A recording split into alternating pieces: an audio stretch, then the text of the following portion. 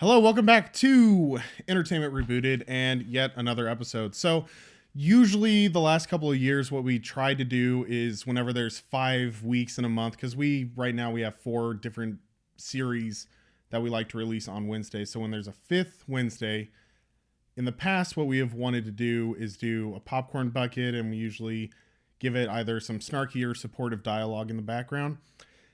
This year, we're deciding to change it up just a little bit, make it a little bit easier on not only myself as far as like recording and finding something to record that's good, because the issue we ran into last year was not only is it difficult for editing purposes to dialogue and script the popcorn bucket, but we ran into a couple of issues with editing it, the timeliness of editing it. And then, of course, a big thing, and this is something that we kind of foresaw moving into this year, 2025, there's not always an extra movie that I really want to drag myself out to and then dialogue to things. So instead, what we thought would be a fun idea starting this year is for the 5th episode of these 5-week months, we're going to do a new series. And I don't know what I'm going to call it. I don't really know how I'm going to format it, but essentially it's like cinema rebooked, lit to film, something along those lines. So there's a lot of movies that are based off of books. And one of the things that I love, other than movies, obviously, is reading. So one thing that I thought would be really fun is I read a book and watch a movie that's relevant to, that book. So it's kind of like this lit to film. I don't know exactly how we're going to call it. Cinema reread.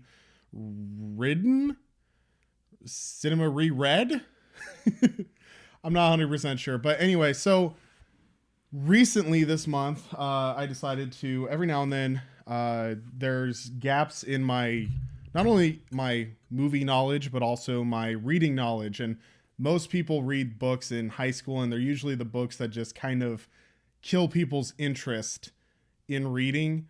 And I still love reading, so obviously I've missed out on a lot of those. But one of the books that everybody talks about and everybody seems to have read in high school and I didn't was 1984.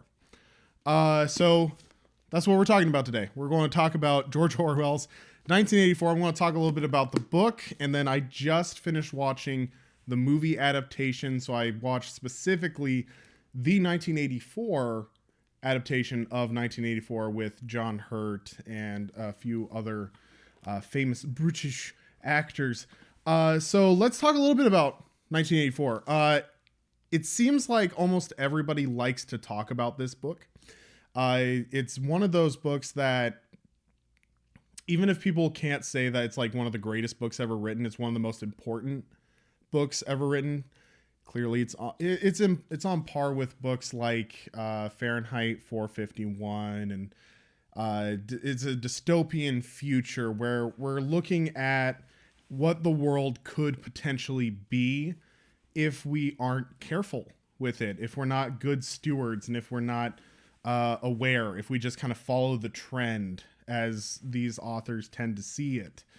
So 1984 is very much in line with that. And a lot of people like to say things are Orwellian. They like to talk about Big Brother and Newspeak. And there's a lot of these different phrases that come from the book 1984. But upon reading the book myself, I've kind of noticed that there's a few things that people either forgot, or because it's become such a part of the cultural zeitgeist, people just kind of know enough about it that they think that they kind of get the gist of it.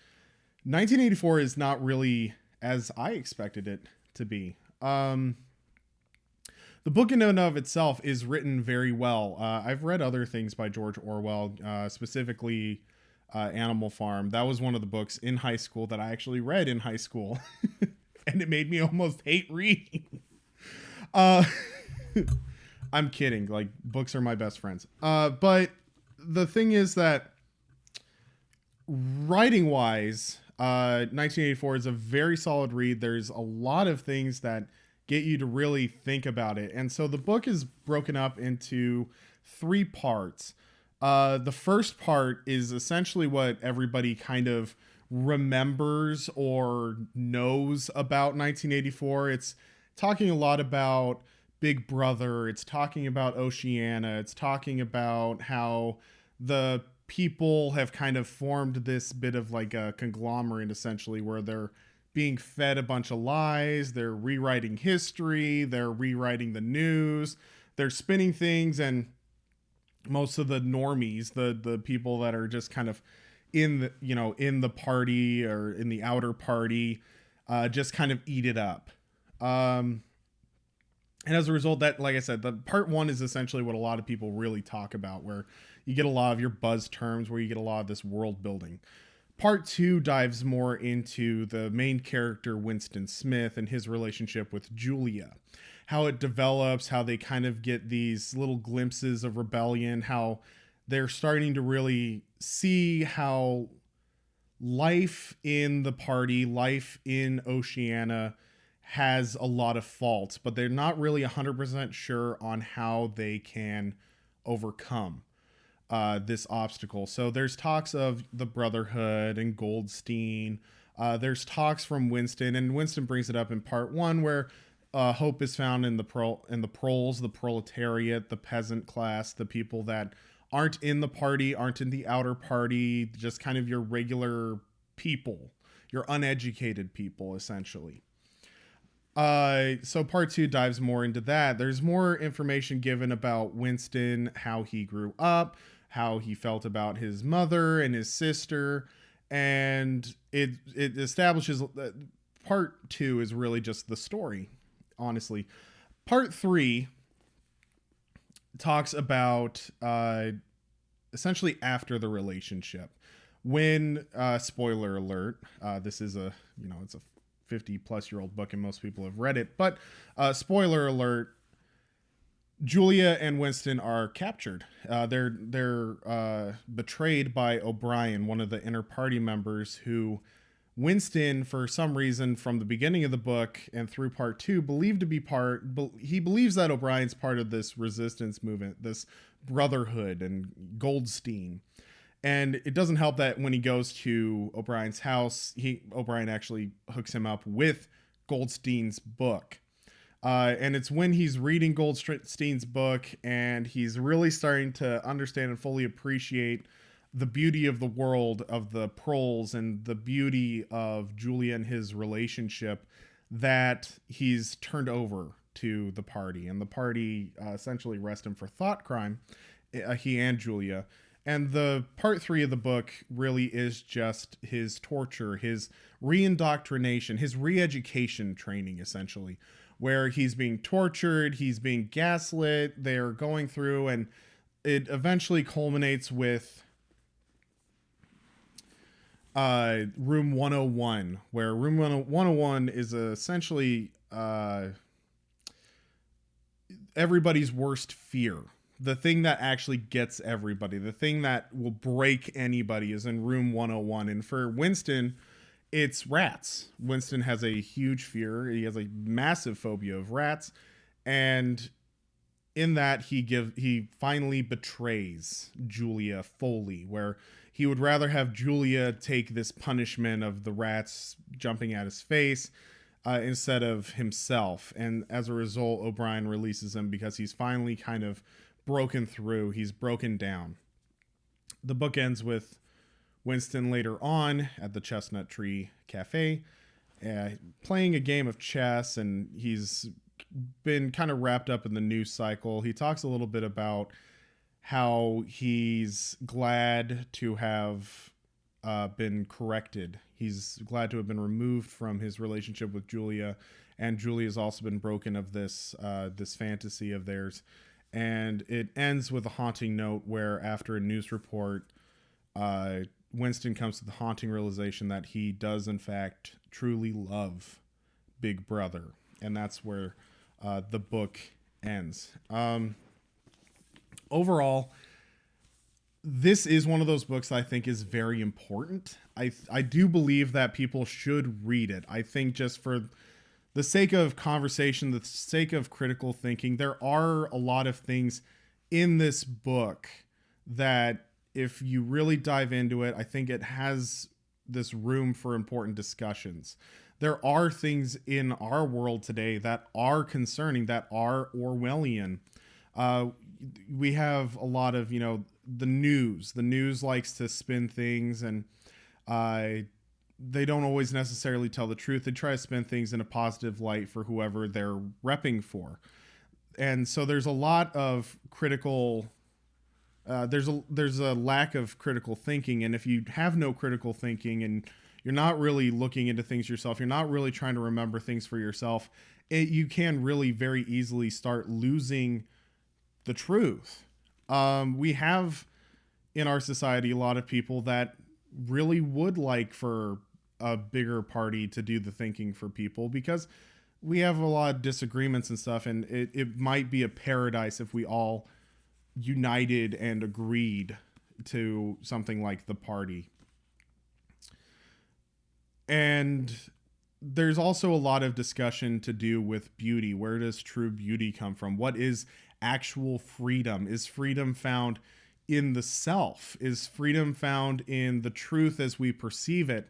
Or is there actual substantial truth that we need to defend? One of the things that gets pointed out also is that whoever controls the past controls the present. Whoever controls the present controls the future. And I think that there's definitely a lesson there in the importance of people learning history, remembering history.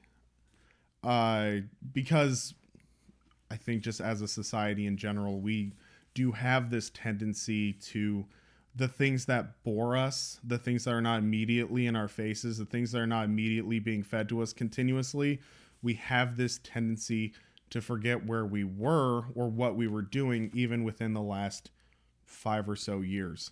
So overall, just as a book in general, like entertainment value and things like that, I would give it like a 3.5 stars. It is a very bleak book.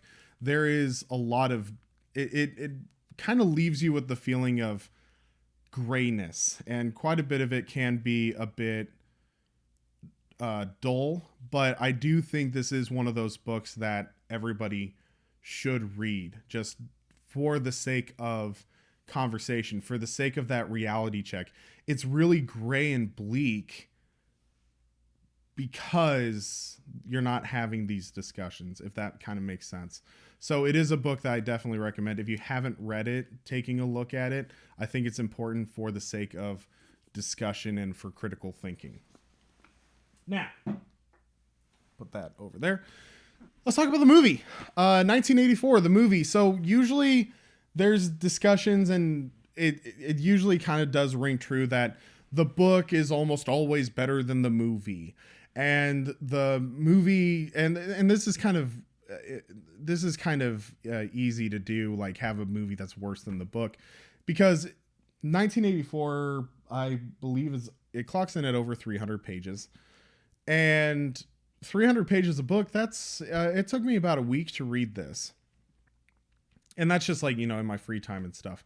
But what took me a week to read, putting it into a movie that's less than 2 hours long, obviously a lot of things are going to get glossed over. A lot of things are going to get missed.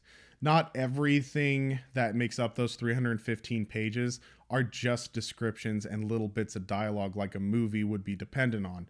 There is a lot of dialogue, and in 1984 specifically, there is a lot of internal dialogue. There is a lot of strife. There's a lot of conflict just with Winston. And as a result, you're not going to be able to fit in all of the different relationships that Winston has. Now, there is also an argument where a movie adaptation of a book is justified and it's right. I think that 1984, the movie, does a very, very good job of capturing the essence of the book 1984. It hits the critical aspects, and it does it very, very well. I do have a couple of critiques. Overall, my impression of the movie, though, if I were to give it a score of like 1 to 10, I'd probably give it 6.5 or a 7. It's a good film. It's very well made. There is, like I said, having just read the book, it does hit the vast majority of the highlights of the book. So it does a good well of capturing the essence of quite a bit. Now, there are things in the movie that I think were underemphasized, underutilized, or really they missed out on a lot of opportunities. So the movie itself begins on what, at the end of reading of my reading in 1984, I thought was one of the most important aspects of the book. Whoever controls the past controls the present. Whoever controls the present controls the future. This is a very key theme in the book. It isn't just about, Big Brother and the party's rule over everybody and the telescreens and how, the thought crime and things like that. A big message in this book was whoever controls the past controls the present. Whoever controls the present controls the future. How you perceive reality and how you ground reality makes it easier for Big Brother to manipulate you. If you don't hold on to actual reality, or if you're grounding your reality in the wrong areas, you're easier to be controlled, and it's easier for you to be forced into these, these sects, these castes that the party puts you in. So immediately starts out on that very powerful note. Now, the movie, for the most part, like I said, it hits a lot of the big aspects of the book, but there are a few notes that I have just specifically of critique. First of all, throughout the movie, all of the characters refer to each other as brother and sister. In the book specifically, they referred to each other as comrade because it was supposed to be everybody's equal, and one of the other things that's in the book is essentially the elimination of relationships and sex. Not just, actual physical, male female sex, but like the actual, like the act itself. That is one thing that the party is kind of against. They're trying to find ways to have to control the population and increase the population, but they've identified that love does tend to cause issues, and so what they're trying to do is they're trying to kind of eliminate it. And in fact, one of the main characters, Julia, is specifically part of this very, very popular league called the Anti-Sex League. And their whole thing is they are going to be celibate. They have a vow of celibacy from early on in their lives. They've forsaken this thing. So when they're referring to each other as comrade, that was part of the book, actually, was that they were getting rid of that distinction. Everybody was kind of the same. They were trying to make people as equal as possible, to the point where they barely were identifiable from each other. Even the clothing is specifically made to be that way. They all are supposed to wear these mechanic uniform overalls, and it's supposed to be baggy, and it's just supposed to be utilitarian. They refer to each other as comrade. They try their best not to have any kind of distinction. They don't wear makeup. They don't really do much of anything to change their appearances or have very specific appearances. The men shave specifically so that they don't have facial hair to really distinguish themselves. And what at one point, Winston even makes the observation that people who are members of the party have this very doughy, slack look to them. So That's one thing. I think it is a major note for me anyway that kind of bothered me was when they're referring to each other as brother and sister as compared to comrade. I don't understand why they really changed that aspect. Another thing is a few key scenes get kind of thrown out. Obviously you're not going to be able to capture everything in less than 2 hours, but some of the scenes that I think were very important that got cut out is a little bit more of the development of the relationship with Winston and his distrust of Julia to begin with. A major aspect of part 1 in the book actually is that he hates Julia because he has this assumption about her where she's part of the thought police and she's trying to destroy him, find him out, rat him out, because what he is doing is like by himself. He is very solitary and he is writing a diary for himself. That's what part 1 really is that he's started writing a diary because he's, as a person who's in the ministry of truth, his job is to eliminate the past and rewrite it so that it conforms with the current narrative. And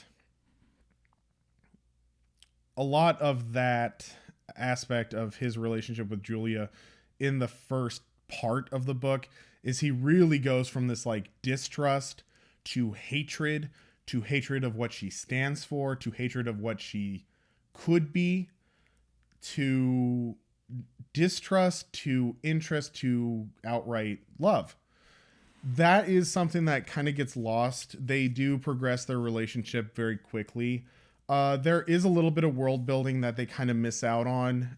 They don't really talk much about the scouts. There are a few scenes where they show the scouts. They show his neighbor kid, the neighbor's kids. Both were part of the scouts. They have the scouts show up in a variety of different scenes, and they even have the scouts do one of their songs. I think that gets kind of missed out on. Once Julia and Winston have the relationship that they do, there is a lot of discussion on the beauty and how things progress to where Winston is starting to truly appreciate the Proles for who they are as individuals. There's only really one scene where he kind of talks about that beauty, and it is right before they are captured. Another major thing is that when he meets with O'Brien, one of the parts in the book was that Julia was there with him, and it kind of threw O'Brien off. Another thing is that by him bringing her, he had outright made her guilty by association, and Winston also shared almost everything with O'Brien on like what he was doing with Julia and where and what they were willing to do. There's a whole conversation about what they're willing to do to bring down Big Brother, and that comes up as a major part of his interrogation actually. And the thing that they both, Julia and Winston, agree on is that they're willing to do anything. They're willing to commit any heinous act. They're willing to do anything possible except be separated from each other. So when they are separated, it's a little bit more impactful. And because Winston doesn't bring Julia with him when he goes to meet O'Brien, it kind of feels more like Julia is not 100% with him, especially because before his meeting with O'Brien, he asks Julia about what she thinks is the Brotherhood is real, if the rebellion is real, and she says, well, of course not, nothing's real. So it kind of loses that impact where they both kind of go down together, and they're torn apart, and their relationship at the end being separated like that is even more haunting and impactful. So that kind of gets missed out on. A little bit of character development, the showing of like, he has one guy that he has lunch with in the movie and in the book. I forget his name, but he works for the ministry that's actually writing the Newspeak dictionary, and he's super fascinated about it. One of the aspects that Winston talks about is that he, in having just a conversation with this man, realizes he's too intelligent. And because he's too intelligent and he's too clever, even if he has the right intentions, the party's not going to like that, and they're probably going to end up killing him for it. And him disappearing suddenly is important, because also O'Brien uses the fact that this person was a friend of his and disappeared. So it makes Winston believe that O'Brien is willingly acknowledging somebody who's been unpersoned. A couple of other things that I think could have been hit on a little bit more is explaining like what Hate Week is, and what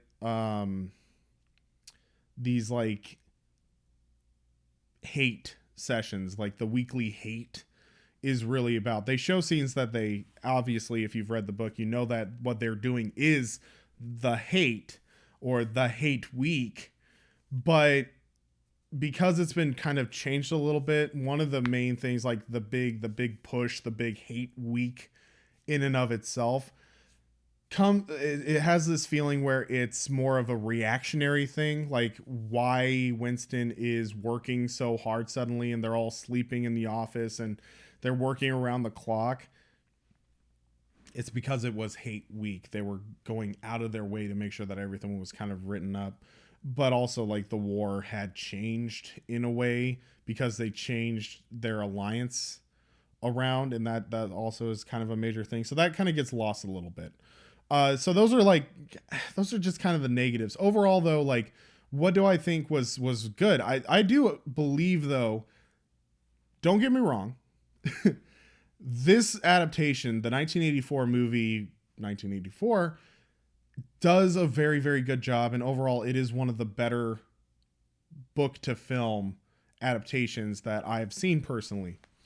They hit a lot of the highlights. They show a lot of things. The set design is spectacular. The main lines, the line delivery, the acting, the casting, all of those things are really on point. They do an amazing job with the casting and the dream sequences. Oh, another negative, though, is the dream sequences aren't really explained too much as dream sequences. So sometimes it just comes out of left field and it feels a little bit too trippy as compared to, like, in the book, it's very clearly like, I had a dream, I was dreaming about, I was remembering, I was having a memory, like his memories had been repressed so often that as he's rediscovering the beauty of the world, he's rediscovering his own history, his own past. I think that kind of gets lost. One of the things, though, that they do really well in regards to history is Winston's job is literally rewriting history. And in the book, it describes the fact that he's actually really good at it. He's really good at handling newspeak. He's really good at finding what the issue is with the articles, but also spinning it so that the new information actually comes out better. It's just believable enough, and it's just slightly changed enough that it actually comes out very, very well. And you see how Winston's choices and the way that he words things and the different articles and stuff impact the world around him in general. One of the first things that he does is he changes the news article when, instead of cutting the rations to 30, like reducing it from 30, what he did was he said, well, actually, we've increased it to 25 as compared to reduce it to 25. We increased it from 20 to 25. That immediately becomes like this big thing. He changes the name of one of the characters in one of the articles and turns him into this great hero. And because he turns him into this great heroes, that guy's picture starts showing up everywhere and they are naming things after him, yada, yada, yada. So I think that they handled that really well. Like when he's actually handling these news articles and having it almost immediately directly impact the world, where it impacts not just like the news, but he has people in his inner circle, the people who are just kind of like the regular outer party members, referencing and talking to him about this as if it's like it's the best news ever, because literally he made it the best news possible. as I said, casting was on point. It was one of those things where all of the characters looked pretty close to how even I had envisioned them just reading the book. Set design was amazing. The costuming was done very well. And overall, the movie in itself is shot very, very well. I'm trying to think if there's anything that I can really like point out or pull out of it that I don't know. Overall, this was a very enjoyable film. I'm starting to kind of lose steam, so to speak. But yes, 1984, the movie does a very, very good job. The ending, okay, so the ending of the book, I think, was a bit more impactful than the one that's shown in the film. Because in the film, they really take the last 15, 20 pages and shrink it down into this like final encounter where he runs into Julia and Julia talks to him at the cafe, as compared to him just kind of like running into her in the street. I think that it's more impactful if they had just kind of run into each other, because it does feel more like they had this happenstance where they ran into each other and they're not in communication with each other. Whereas when she shows up at the cafe, it's like he does actually say like, "Oh, thanks for coming." So I think that in the book, it was better that they just kind of ran into each other, because he wasn't 100% sure if she was dead or not. And he didn't really care, since he had betrayed her and he turned her over.